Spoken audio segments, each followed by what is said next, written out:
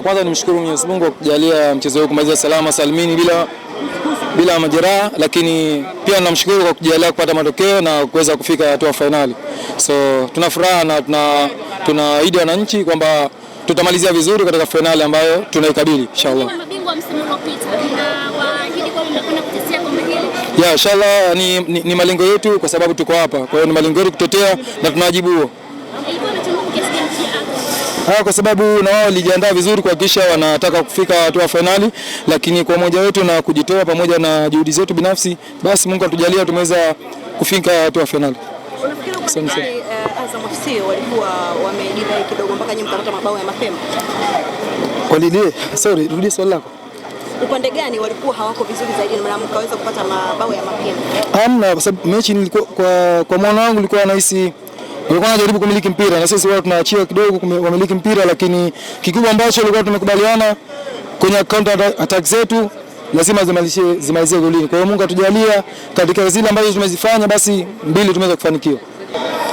Nadhani cha muhimu hatua ambayo tumefikia ni hatua ya mtoano kweli, na ukiangalia timu ambayo tumekutana nayo uwezo wao uko juu. Yaani hapo kikubwa kilikuwa tunatakiwa tuhakikishe tuna maintain, kwa sababu ukiangalia tunataka kucheza mechi mfululizo nzito, umeona.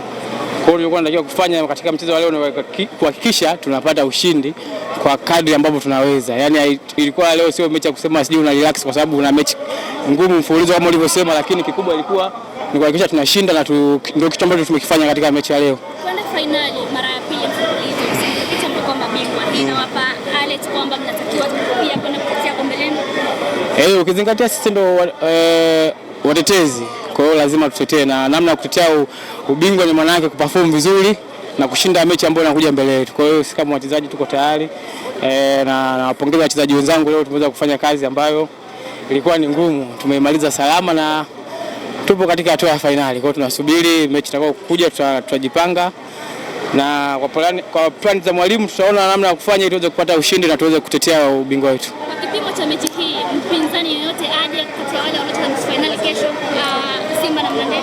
Sasa kushafika finali, yoyote anayekuja unakutana naye, haina haja ya kuchagua kwa sababu tushaingiza mguu mmoja. Kwa hiyo haina haja ya kuchagua mtu yoyote.